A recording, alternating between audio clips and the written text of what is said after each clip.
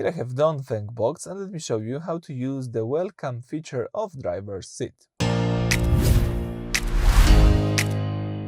So at the very beginning, let me start by using the home screen. Here all you need to do is open the car settings, so this is the blue icon right here. From the following view, you can choose the vehicle settings, so this is the fourth option of the following tab. As you can see here, you can scroll down to use some easy driving features, and one of them is the welcome feature of driver's seat.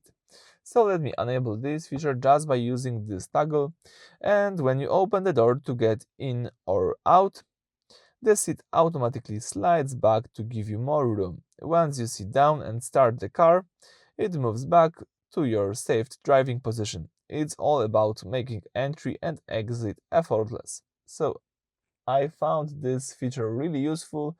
I like it. I have enough space, enough room to get inside my car, so I always keep this feature enabled just for my comfort. So that's it for this video. Thank you for watching. Please subscribe to our channel and leave thumbs up.